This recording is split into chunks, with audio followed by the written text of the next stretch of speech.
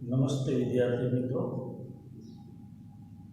આજે વિષય ગુજરાતી ધોરણ 5 એનો પ્રથમ પાઠ ચબૂતરો એના વિશે આપણે ચર્ચા કરીશું।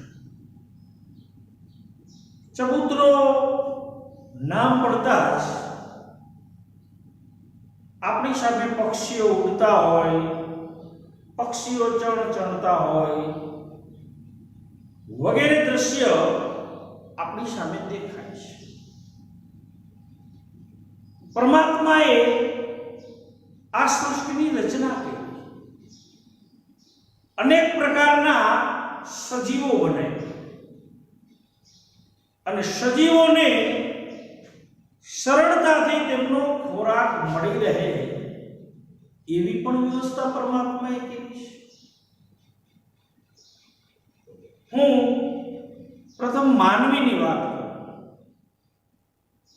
એટલે કે આપણી વાત કરીએ। આપણે જીવન જીવવા માટે ત્રણ વસ્તુ બહુ અગત્યની છે: હવા, પાણી અને ખોરાક। આ ત્રણ વસ્તુ વગર આપણે ન ચાલે અને આ ત્રણેય વસ્તુ પરમાત્માએ આપણે બિલકુલ ફ્રીમાં અને સરળતાથી મળી રહે એવી વ્યવસ્થા કરી છે।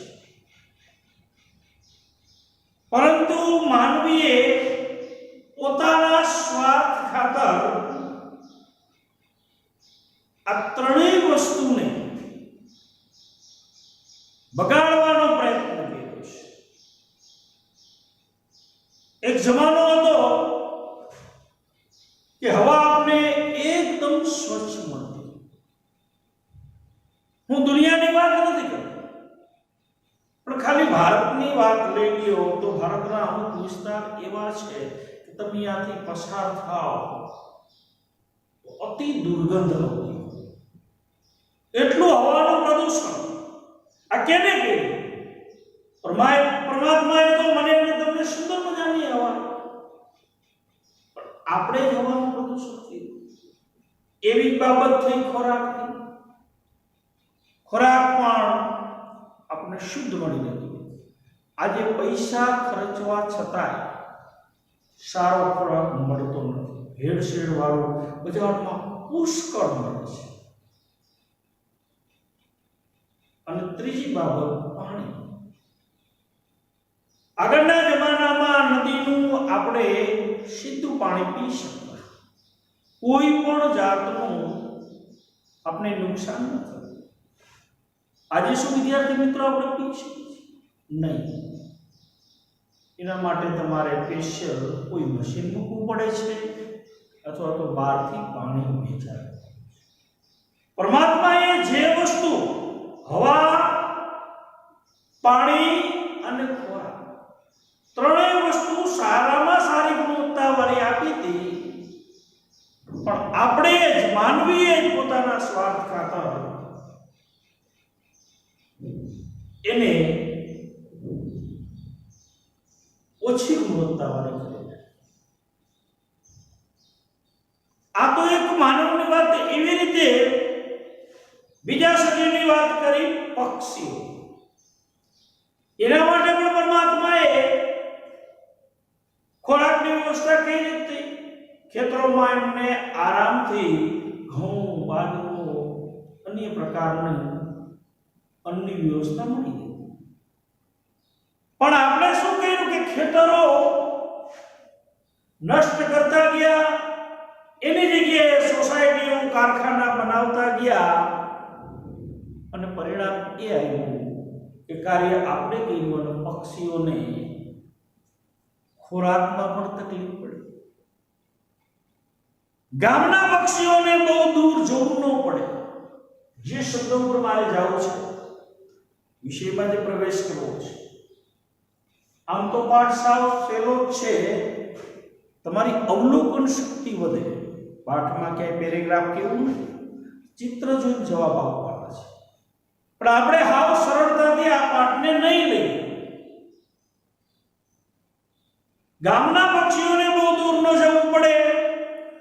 વિસ્તારના પક્ષીઓને બહુ દૂર ન જવું પડે, ખેતરોમાં તો કદાચ હવે 12 માસ એને ચણ ન પણ પડે,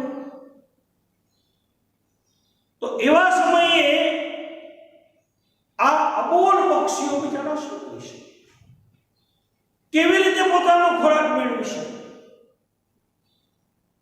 તો એવા સમયે મિત્રો જે આપણા પાઠનું શીર્ષક ચબૂતરો છે.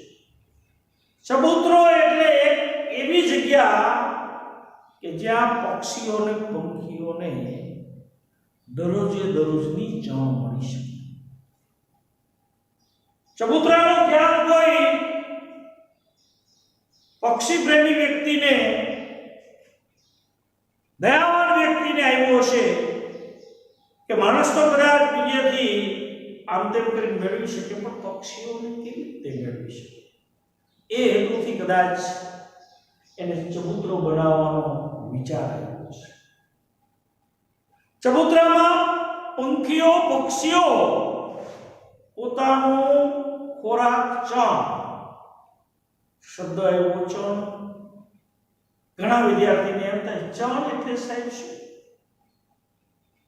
ચણ એટલે આમ તો પક્ષીઓનો ખોરાક જેમાં ઘઉં, બાજરો, જાર વગેરે અનાજ રહેલા હોય.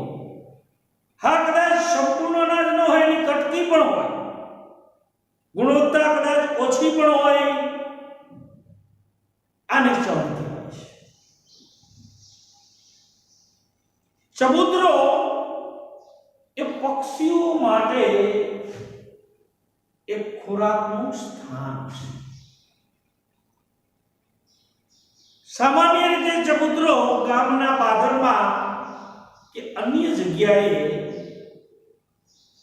એ ઊંચાઈ પર હોય છે. તો બીજો પ્રશ્ન તમારી પાસે એ આવશે કે ઊંચાઈ પર શા માટે?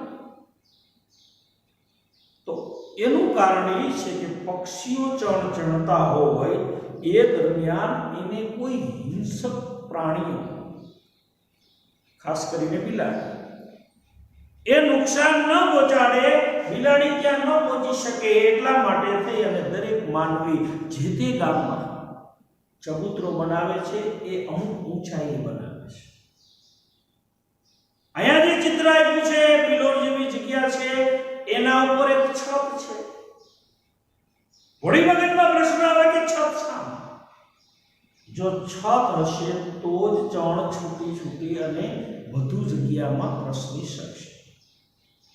એટલે ઉપર છત હોય છે, નીચે પિલોર જેવું હોય છે, અને એમાં કોઈ હિંસક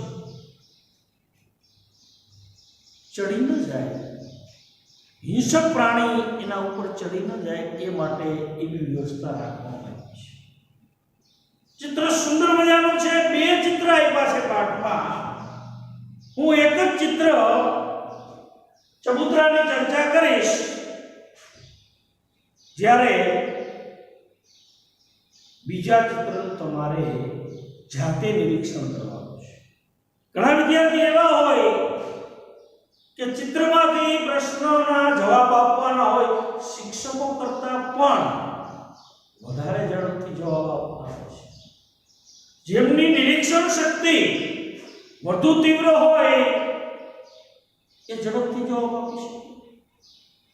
પાઠ અતિ સહેલો છે. આપણે ચબૂતરાની ચર્ચા કરી. ચબૂતરો એટલે ફરીવાર વિદ્યાર્થી મિત્રો યાદ રાખશો, એવી જગ્યા કે જ્યાં પક્ષીઓને ચણ નાખવા માટે દરેક ગામમાં ચબૂતરા હોય છે. સેવાભાવી સંસ્થાઓ, કોઈ વ્યક્તિઓ પોતાના વડીલોની તિથિ હોય ત્યારે પણ ચબૂતરામાં ચણ નાખે છે. ઘણા એવા બાળકો છે પોતાના જન્મદિવસ નિમિત્તે પણ ચબૂતરામાંથી ચણ નાખે છે, અને આ એક ઉમદા કાર્ય છે. હવે જે ચિત્ર તમને આપ્યું છે, તમે કદાચ પાઠ્યપુસ્તકનો પાઠ 1 ચબૂતરો ખોલશો અને એ ચિત્ર અંતર્ગત થોડા ઘણા પ્રશ્નો હું ચર્ચા કરવા માંગીશ. પ્રથમ પ્રશ્ન એ થાય કે ચબૂતરો કોના માટે બાંધવામાં આવ્યો છે? તો હાવ સરળ જવાબ છે, ચબૂતરો પક્ષીઓ માટે બાંધવામાં આવ્યો છે અથવા બનાવવામાં આવ્યો છે. પ્રશ્ન બીજો, ચબૂતરામાં શું નાખવામાં આવે છે? તો ચબૂતરામાં પક્ષીઓ માટે ચણ જેવી કે ઘઉં, બાજરો, જુવાર વગેરે નાખવામાં આવે છે. પ્રશ્ન નંબર 3, ચબૂતરા પર છત શા માટે બાંધવામાં આવે છે? તો છત એ માટે બાંધવામાં આવે છે કે તેમાં સરળતાથી ચણ વિસ્તારમાં નાખી શકાય અને પક્ષીઓ સરળતાથી તેને ચણી શકે, ખાઈ શકે, એટલા માટે છત બાંધવામાં આવે છે. પંખીને પાણી પીવા માટે શી વ્યવસ્થા છે? જો ચબૂતરો હોય અહીંયા માત્ર ચણ જ નહીં, પણ પક્ષીઓ પોતાનો ખોરાક ખાઈ લે એટલે એને પાણી પીવા પણ દૂર ન જવું પડે, એટલા હેતુથી ઘણા માણસો ચબૂતરામાં જ પાણીના કુંડાની વ્યવસ્થા રાખે છે. તો પક્ષીઓ માટે પાણીનું કુંડું રાખવામાં આવ્યું છે. સુંદર મજાનું એ ચિત્ર છે ને એમાં એક નિસરણી રાખી છે. તો પ્રશ્ન એ થાય કે નિસરણીનો ઉપયોગ શા માટે કરવામાં આવે? તો નિસરણીનો ઉપયોગ વિદ્યાર્થી મિત્રો ચબૂતરાની છત પર ચણ નાખવા માટે, ત્યાં પહોંચવા માટે નિસરણીનો ઉપયોગ થતો હશે. એક એવો પણ પ્રશ્ન છે કે ચિત્રમાં કયા કયા પ્રાણીઓ જોવા મળે છે? ચિત્ર જોતા જ તમે કહી દેશો કે સાહેબ ચિત્રમાં ગાય, બકરી, કૂતરો વગેરે પ્રાણીઓ જોવા મળે છે. એવો પ્રશ્ન થાય કે ચબૂતરો ઊંચો શા માટે બાંધવામાં આવે છે?